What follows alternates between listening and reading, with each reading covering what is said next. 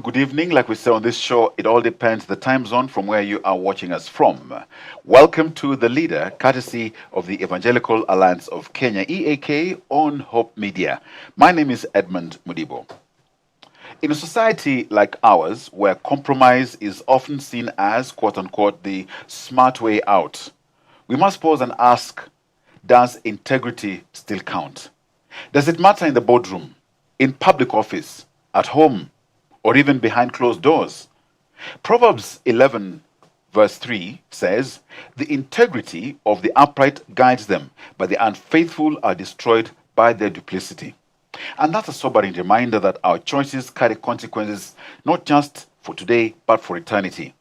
And in the Leader Show today, we'll explore what integrity means in the context of present-day Kenya. The pressure to conform, and the powerful, often hidden rewards that come from choosing the narrow path. And I'm very glad to help us unpack this. I'm joined by Ms. Dr. Jane Rose Kibara, Chairperson, Ethical Leaders Network, ELNET. Karibu sana. Thank you, Edmund. Now tell me, Dr. Kibara, what is integrity? Thank you, Edmund, for having me. And hello, everyone who is watching this show this morning or evening or afternoon, wherever you're watching us from. Integrity is simply doing the right thing, even when no one is watching. And being consistent in your actions, whether in the boardroom, whether at home, whether driving on the road without overlapping, for example. That is what is integrity. Now, you're the chairperson at ELNET. How did you end up getting there? Was it realizing a dream or just happened or a mistake? And you can tell us what ELNET is all about. And just a couple of weeks back, we're sharing offset the breakfast. We had all these leaders together. And what came out of that? Oh, thank you. I want to say I'm very passionate about integrity, number one. And I believe we can change this nation. We can change the society. We can change the way we do things. And that is how I ended up at ELNET. I went to ELNET through Life Ministry, where I used to support one of our friends. Maybe I don't mind mentioning they're being actually missionaries. And they've been doing great work. They're still doing amazing work. Professor Tim Kirui was a classmate. Actually, they were in campus with my husband. So I knew them through my husband. Later, much after they graduated from the University of Nairobi. And he invited us, and personally to ELNET. That's how I knew about ELNET. Because I think he knew my passion about ethics and leadership. I had also participated in SALT, where we were also mentoring and training leaders. So ELNET means Ethical Leadership Network. It's ELNET, we believe in doing things the right way. Leadership with integrity. Doing business with integrity, because we believe that you can still do business without taking bribes, without cutting corners. We believe in training leaders to manage organizations with integrity, and that's what we do at ELNET. We actually we assess leaders, we assess organizations, and award them a mark of ethics. So far, we've awarded like 22 leaders, 18 businesses, organizations, and they are doing very well. They are thriving. And therefore, we believe that we can change this nation. We had breakfast around 3 weeks ago, where we brought together almost 200 leaders. And it was an amazing discussion where people were so excited that there are still people who believe in ethics, in doing things the right way, who have not lost hope in this country. And it was a very exciting moment because people were very, very excited. And many of them actually have joined us. have joined ELNET, and I want to take this opportunity to invite our viewers to join us, and together we will hold hands and we will transform this nation. Yes, you do things the right way. We believe in leadership or with integrity, where people will be promoted because they qualify, because of their hard work, not because of whom they know. People get jobs because they are qualified, not because of where they come from. Now let's look at in the Kenyan Christian context, biblical versus societal definition of integrity. Are they at the same level, or is one only for Sundays, or if at all you're in a Christian environment? To me, ethics and integrity, integrity is actually consistency. Doing the right thing all the time, whether in church, whether in the office, whether in the boardroom, whether in doing business, a business transaction, whether in the tendering process, you're doing the right thing at the right time. Because biblically, integrity is actually adhering to the moral and ethical principles. Christ gave us a very clear definition, a very straight path to follow. Do not be conformed. We are called to be transformers, to transform this nation, to transform our families, our societies where we live. And that is why I believe we are, as Christians, we are able to transform this nation. We are able to transform the way we conduct business, the way we do our leadership. I want to give a very simple example. I've noted during campaigns, people give money to be voted, they bribe voters. And I want to say that is not the right thing. That is not our calling. Whether you are Christian, whether you are Muslim, whether you are Hindu, we are called to adhere to moral principles. And I believe even the people in other religions, they believe in particular moral principles. And that cuts across. It's not only to Christians alone, but for us Christians, we have a bigger calling as Christians to lead the way, to lead by example. And that is why we should actually not give bribes or take bribes from people so that we can vote them. The question you need to ask yourself, this person who is bribing to get into office, what will happen when they get there? When they get to the office, definitely they'll recover their money. That is number one. Number two, it is a wrong thing. So, and they feel they have an deficiency in them. That is what they need to cover, so that they want to hoodwink you so that you can vote them in. Therefore, I want urge everyone, let us do the right thing all the time. Let us make sure if it's voting, let us vote in men and women of integrity. And coming to voting at ELNET, we actually have a criteria as we do our training and mentorship, because at ELNET we have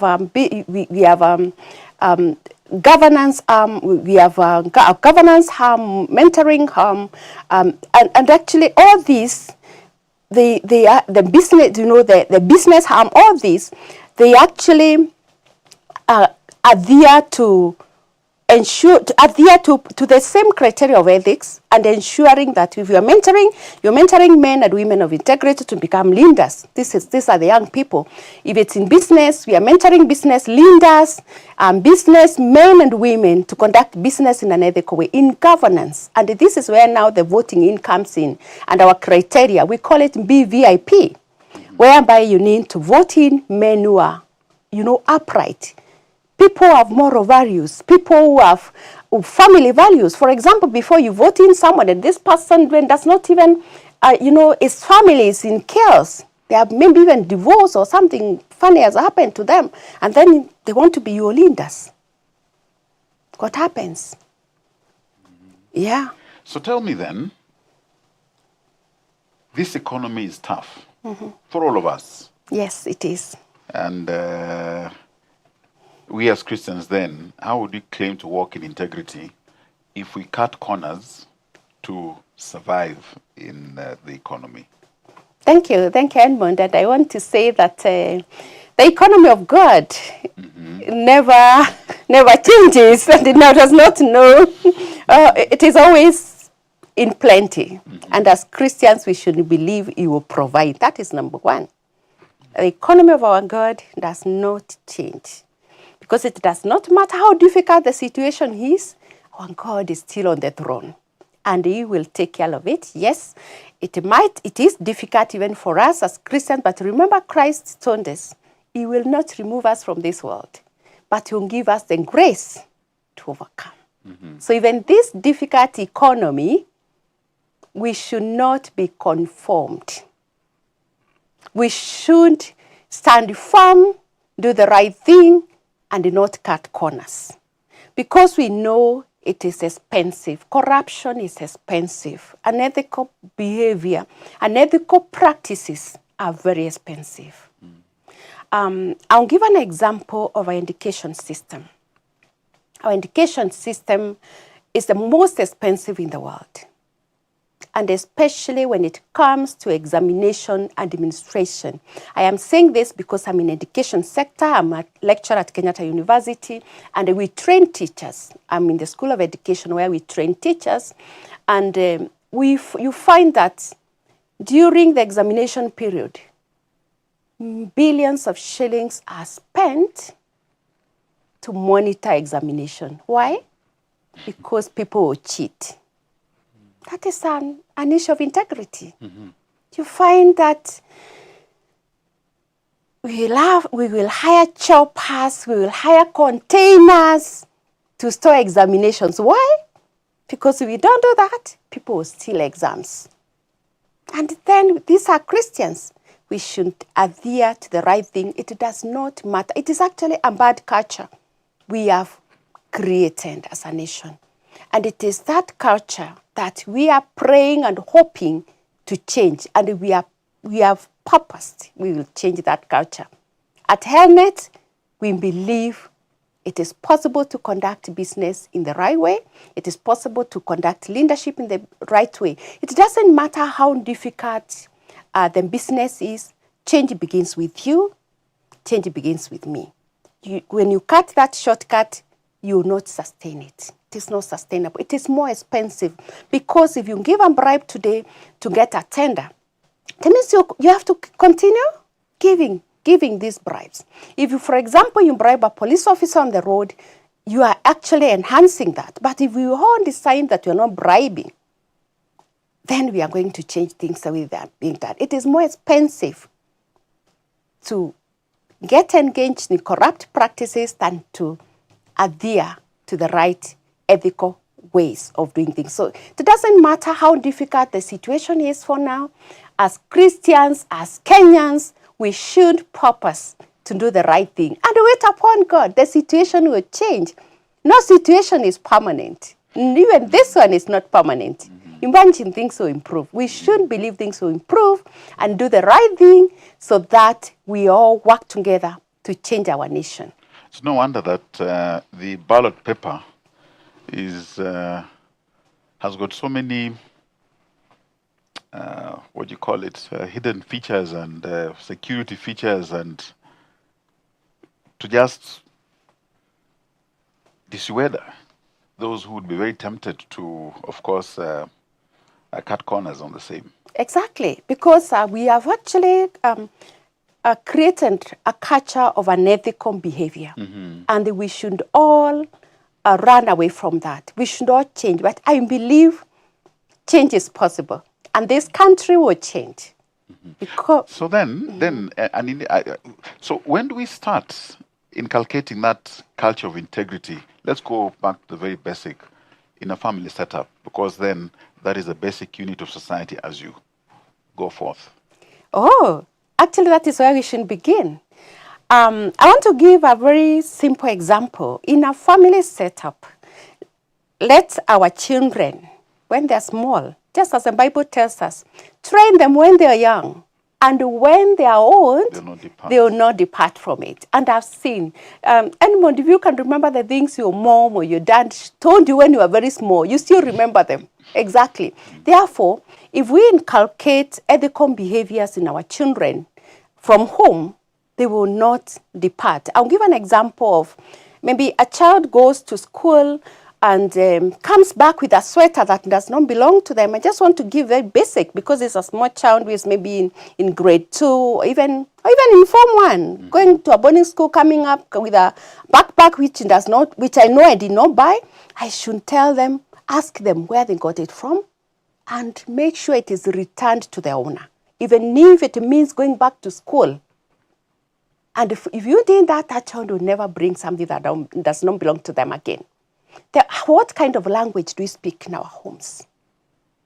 What kind of behaviors do we actually inculcate in our homes when you're speaking in a family setup? You know, ethics is not just about doing, even the way you are speaking. Because are we the people that are talking about our neighbors negatively? Are we the people praising wealth, such that the young people, immediately they get jobs, they think of how they can be millionaires tomorrow.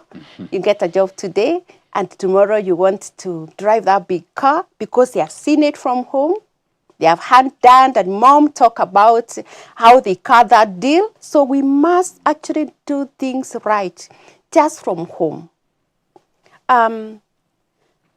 Teaching and training the young people from when they're children, the value of integrity, doing things the right way, simple things, even talking. Are you the people that talk about teachers negatively? Simple things like those, you know. Are you the person who praises, you know, amassing so much wealth, when we know very many people are suffering, very many people actually in want, are needy. And the women, unfortunately, we fall, we fail this exam. You find you have so many clothes in your wardrobe. Sometimes you moved them from your bedroom and even gone to look for an extra room, maybe your children's room or guest room, to store them, because there are so many. Yet, there are very many needy people around you. What are you doing?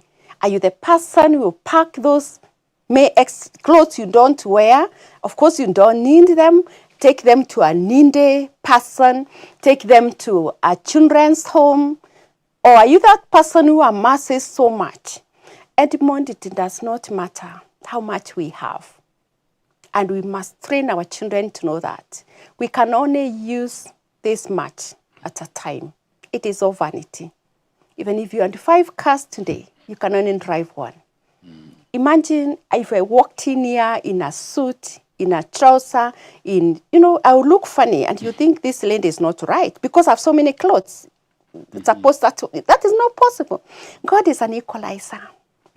He made sure you can only use this much. You can only be able to eat this much. Even if we are in our home buffet here, we can only eat 1 plate. You can't eat 2 plates. So these are the values we need to inculcate to our children when they're young. The same case to school. In schools, teachers, just as the Bible says, teachers will be judged more harshly than the others. They should also train the children. But the first training begins at home. Remember, our home is our first Jerusalem. Before we go out there, we have to get to... You have to actually to start it at home. And I want to give you one of the most recent examples I had. My daughter called me, and she had been stopped by a police officer because I think she made the wrong turning at the roundabout. And I told her, can I speak to her? She was a lady, and I spoke to her, forgive her. That is my principle. I don't bribe. And I said, I will not even bribe a police officer. Let me take it. Let's go through the process.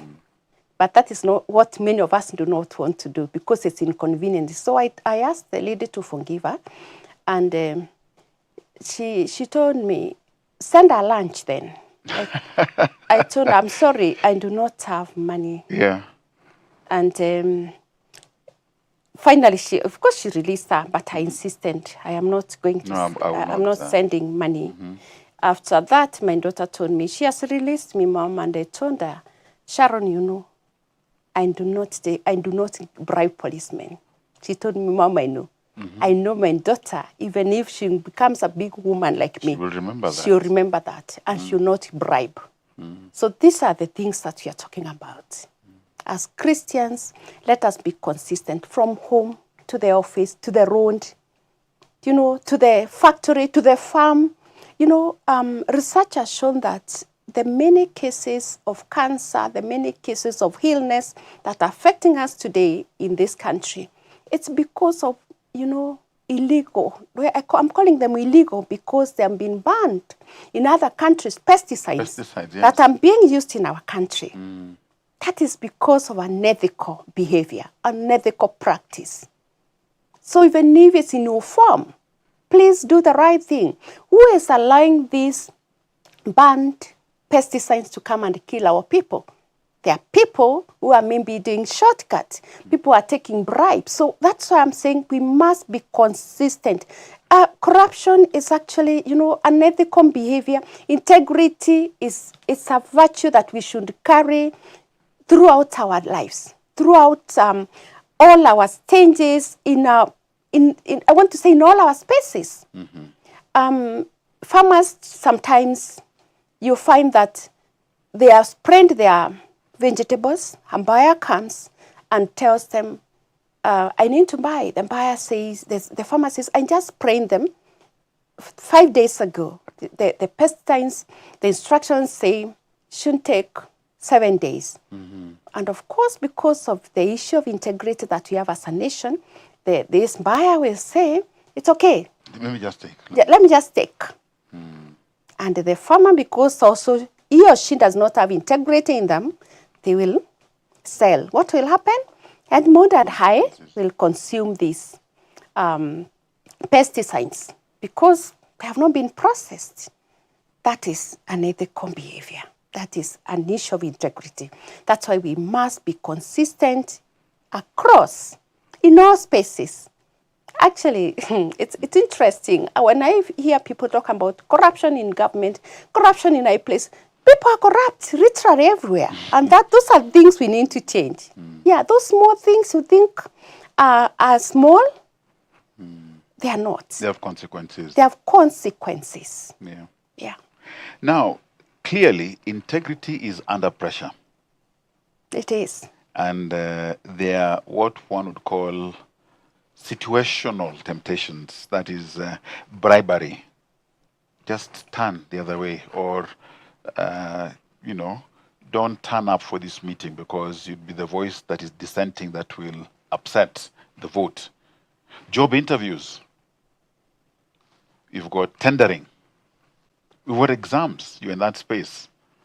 And the consequence down the road is that we end up having now graduates. We've got professionals who are not really up to, you know, the mark in terms of what they're supposed to do. There's pressure from systems where, for example, you've got this mentality of everybody does it. So why should I be different? After all, we are the majority. So it seems. But there are stories of people who have stood for integrity and paid a price, or were eventually honored. Because you'll find that some names that are just pop up, and they're not necessarily the only ones. Timothy Njoya. And you could find that those who were very happy, you know, subjecting him to all manner of, you know. And the others who possibly even in your journey of life you could raise up. So what advice would you have for someone in public service or business who feels they can't succeed without compromise? Thank you. Actually, I would advise them it is possible to succeed without compromise because there are very many good benefits of doing things the right way without getting compromised. Unethical behavior is very expensive. And I want to say that there are people, the people you're mentioning, they have a legacy, you know, they have a legacy. And that gives us hope as this country, that still there's room and there's hope to do things right, to set the record straight where we went wrong, you know, to ask ourselves, when did the rain start beating us? And we pick it up from there. And that is why I'm saying it is possible to do things, to do business, to conduct business interviews and recruit the right people, qualifying people without bribe, without, it is possible. And what the things you've mentioned, for example, the issue of the exam, we also know, we've known of things like whereby even promotions, people, some people miss promotions because they have refused to be compromised. All those are what we call ethical dilemmas. Yeah, it's an ethical dilemma. You find that you're qualified, you apply for a job, kumbe, already the shortlisting, and they already know whom they wanted. So what does that mean? It means that we get the wrong people in the workplace. We get medical doctors who are not qualified. The other day we heard of a scandal where people were admitted to a medical school when they have not qualified. So all of these actually are very expensive. It is very expensive.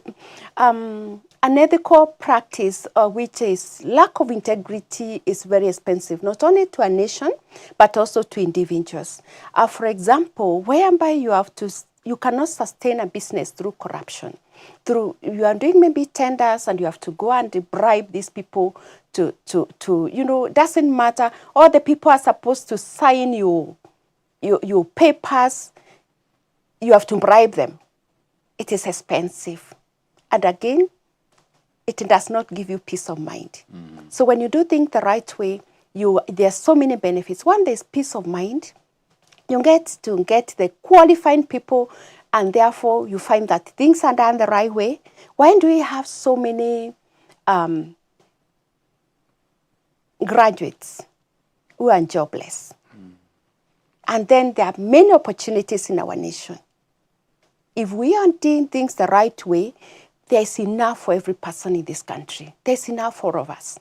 There's enough if we all used it equally and known that we can only use this much as individuals. If we have the wrong medical doctors, medical students being admitted to the medical schools, of course, the result is that we'll have the wrong medical doctors who are going to do surgeries to people. And you know the repercussions of doing of that. If we have got the wrong engineers, we know what will happen, the results, road accidents on the roads. So you find that it will be a vicious cycle of the wrong things happening and continuing. Therefore, it is always good to adhere to the narrow and the straight path. And it is also good to do the right thing because you'll be happy. You'll be have peace of mind. Your conscience will be clear that I did the right thing. For example, if you give a bribe because you are overspending, you will not have a conscience. You know, you're not going to have peace of mind. And we know what again, talking about that overspending again, we've seen a lot of road carnage on our roads. Why? Lack of integrity. Our drivers, the business owners who are owning these matatus, they give the matatu drivers targets, unimaginable targets. That is great. I'm sorry to say that. And therefore, what will this person do? Because he also wants his money, he's going to spend on the road. And because the other people who are supposed to maintain law and order again also want their cut, they will close their eye. And then it becomes a vicious cycle. So you find that the country loses so much. Actually, it loses so much. When you do corruption, for example, you are importing goods. There are some people who are not paying taxes, and like we know, very many Kenyans are evading taxes. Then government loses a lot of money. When the government loses money, there will be no money for education. There will be no money for health. So who is losing? It's the people. It's the people. So let us all do the right thing, and it is possible. Now that you're getting into rewards of integrity, I'd like to see through maybe 3 or 4, pillars. One, spiritual rewards.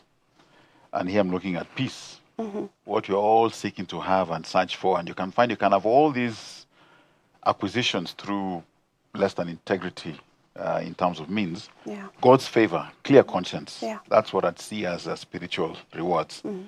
There's the impact in society, social impact, trust, influence, legacy. You alluded to that earlier on. Yeah.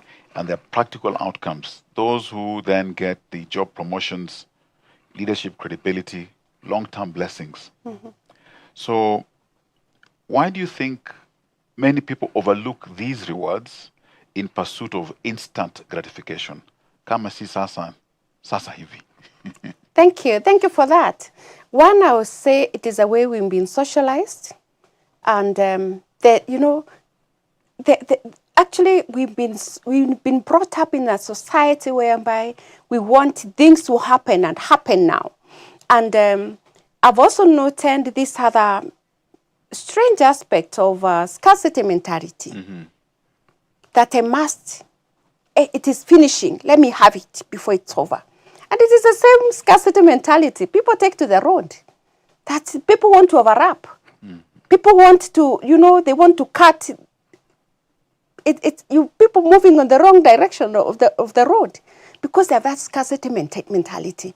We need to speak honestly to ourselves and really search ourselves and the purpose to change. Because shortcuts do not take people far.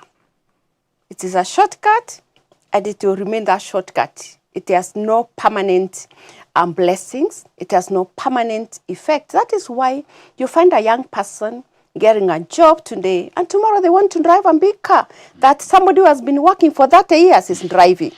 Doesn't know you've worked, you've saved, or even you've sacrifices you made, you've taken loans, but then they want it now. It is a culture we've inculcated in our people, and that's why we are saying people should change from the family level. Let us inculcate the right values to our children. Let us inculcate the right values to our people. The need for patience. There's no patience. People are not patient. That is why people want, you get into a job, you want to become a director after 2 years. My goodness, you don't know the director who has been working for the last 20 years, So there is that need to inculcate the right values, virtues, being patient, hard work, actually, especially hard work.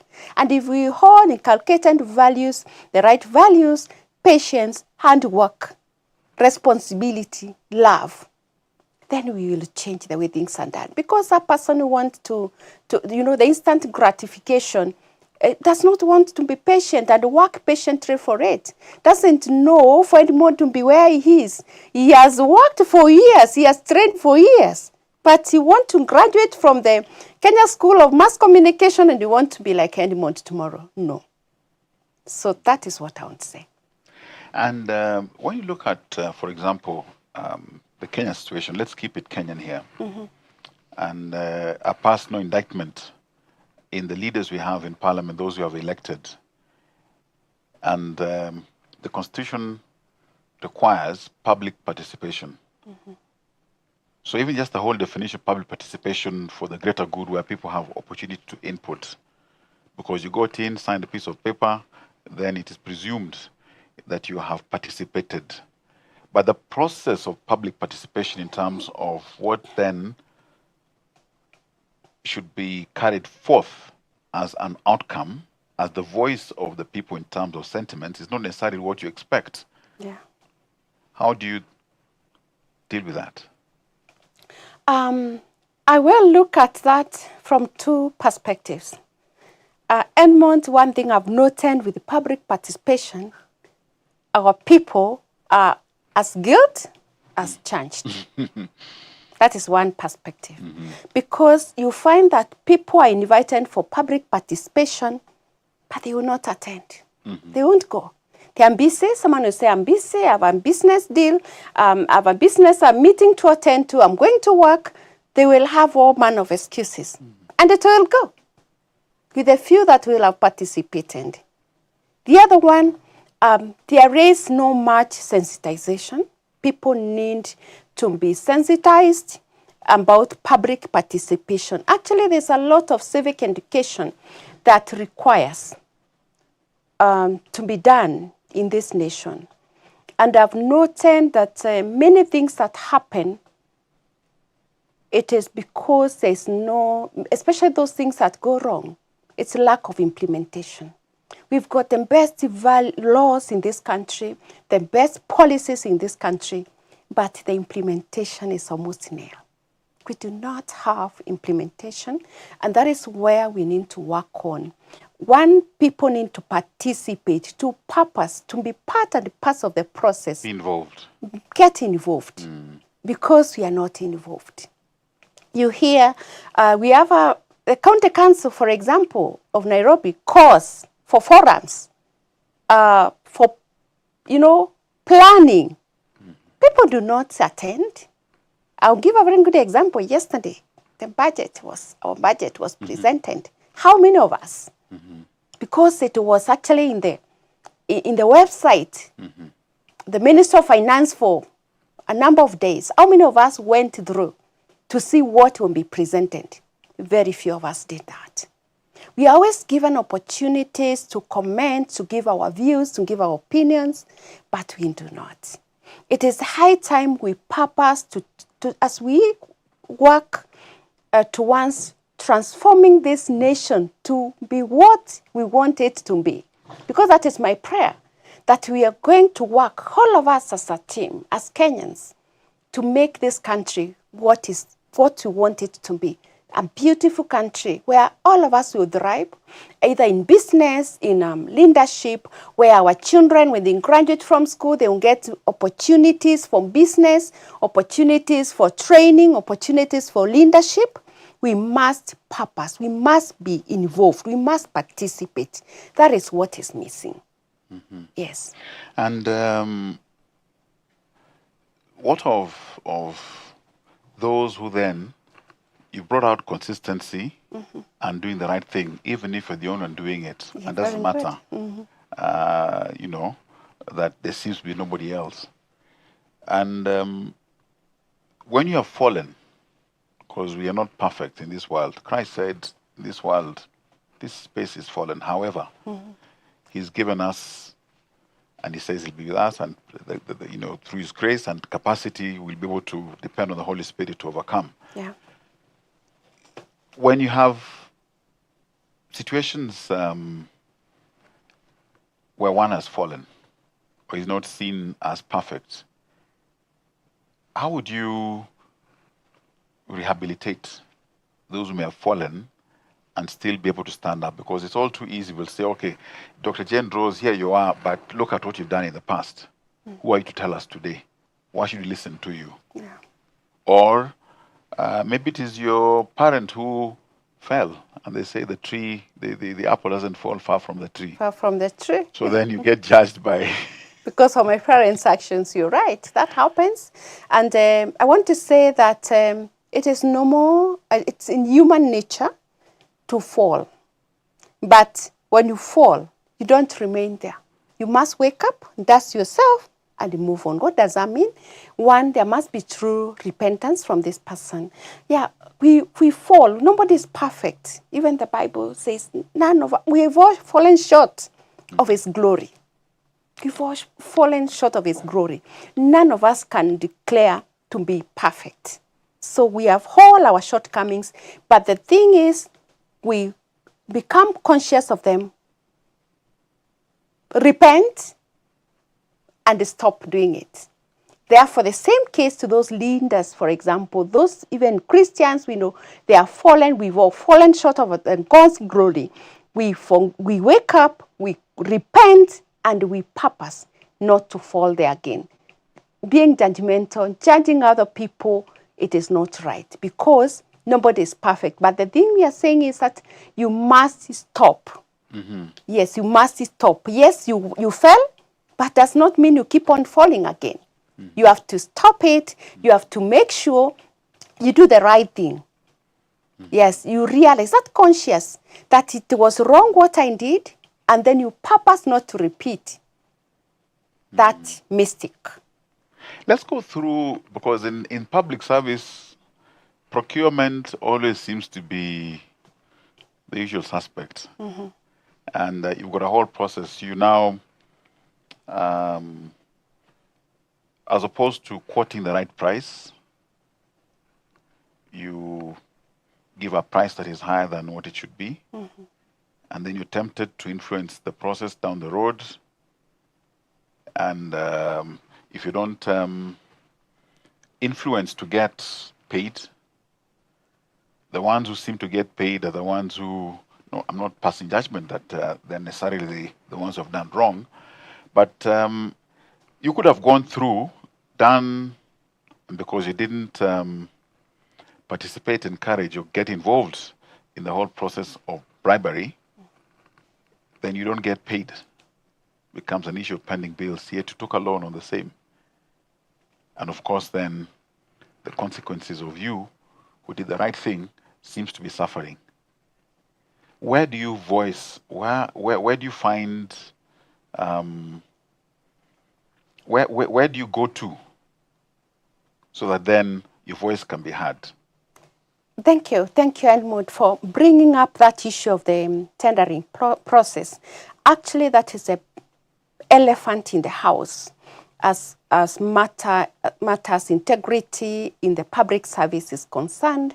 And because of that, you find that prices of goods and services are exaggerated, because there are people who want their cut at the end. One thing I would urge all of us is to detest from giving that bribe. I want to present a scenario whereby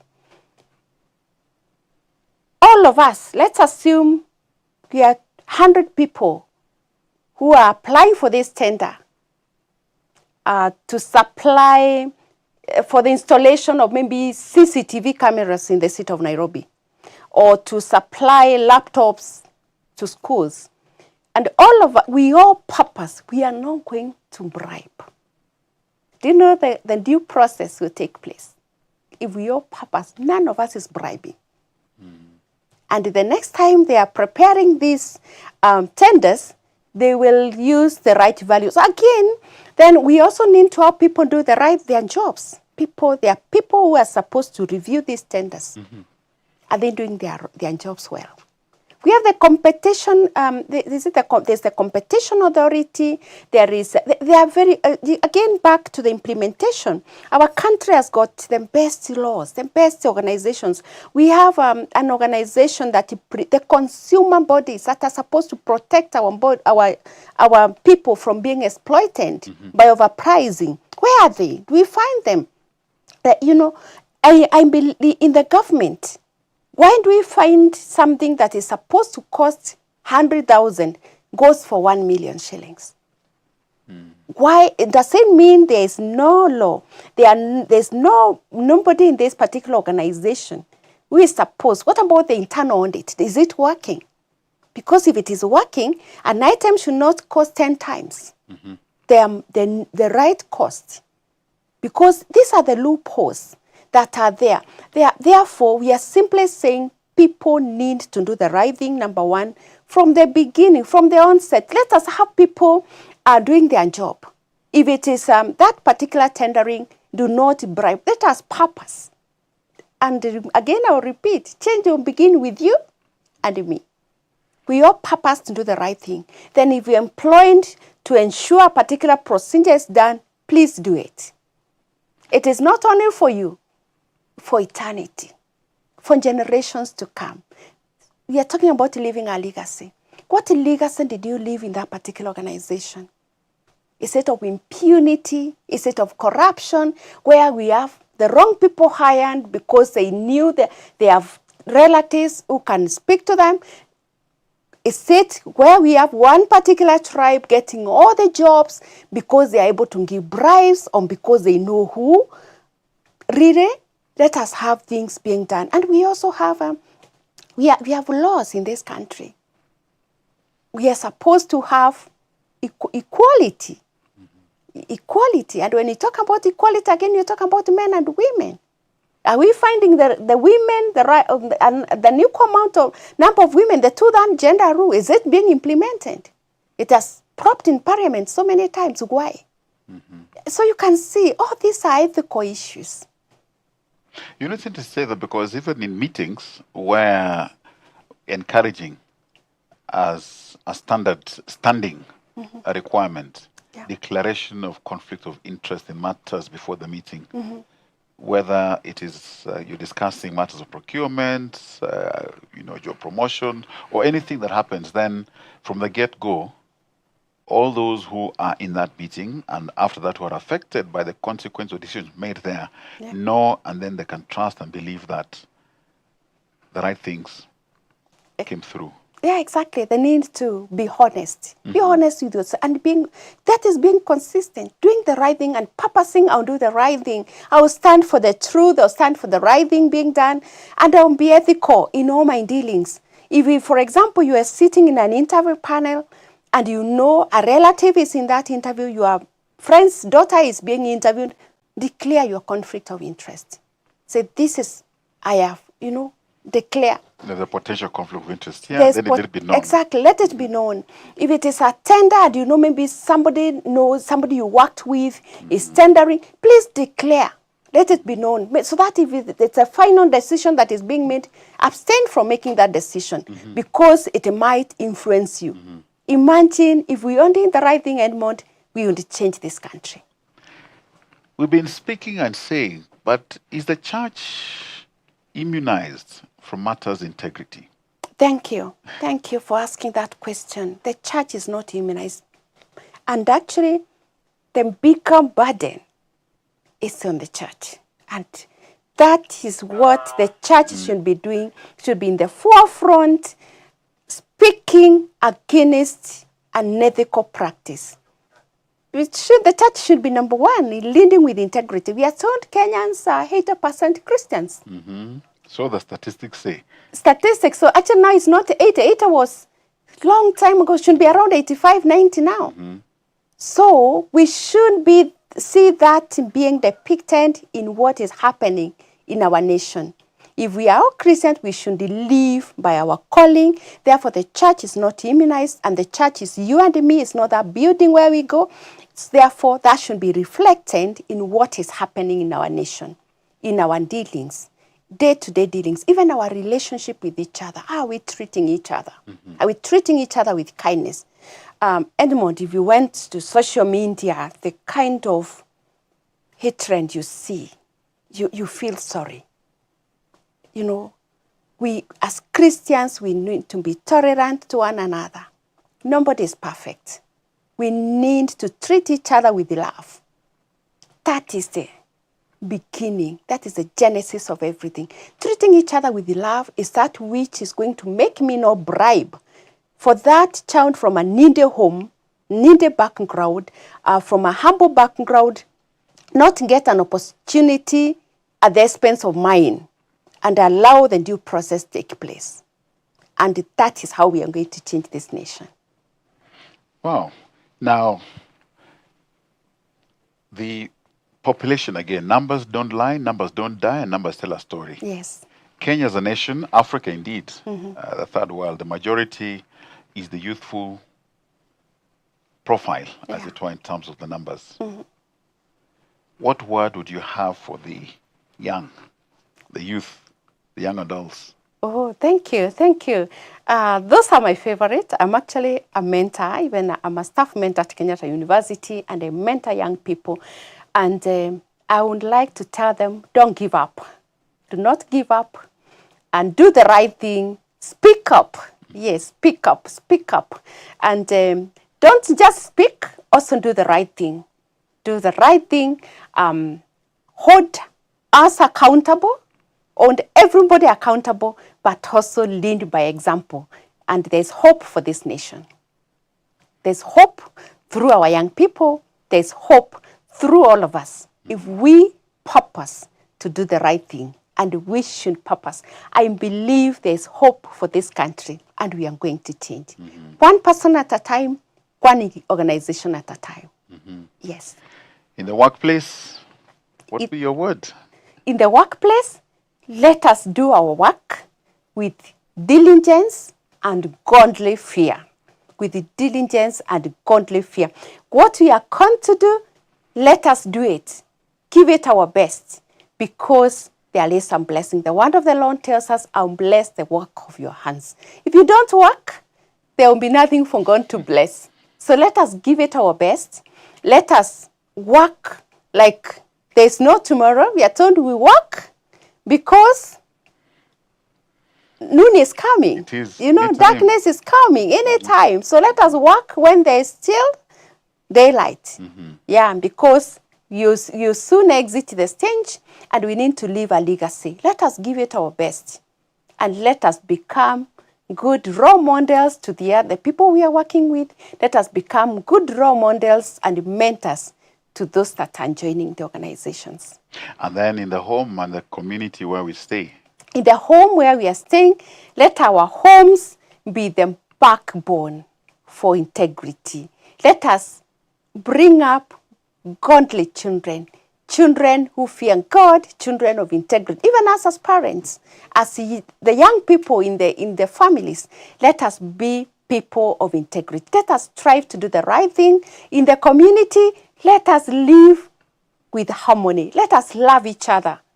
Let us become our brothers, our sisters' keeper. If we did that, we will be good to go. Let's take care of each other. Let our neighbor child not get, drop out of school when all of us are so, capable of supporting. Let us support each other. Let us cover each other. And together we will forge this forward and make this country great. Indeed. What a show. Thank you for the insights. And we've been reminded that living with integrity isn't always easy, but it's always worth it. We've seen that integrity may cost you opportunities, comfort, or even popularity, but the reward is far greater. A clear conscience, a life of purpose, the trust of others, and above all, God's approval. Kenya is crying out for men and women of integrity in your home, in your school, your office, your country. You can be the difference. So here's a challenge to you, the viewer out there. This week, ask yourself, what would it look like for me to walk in integrity publicly and privately? Remember Galatians chapter 6, verse 9, that says, let us not grow weary of doing good, for at the proper time we'll reap a harvest if we do not give up. Choose integrity. Trust God with the reward. Dr. Jendros Kibara, thank you very much. Thank you, Edmund, for having me. Yes. God bless you. Asante sana. And to you out there, we don't take the privilege of your time for granted. We appreciate you.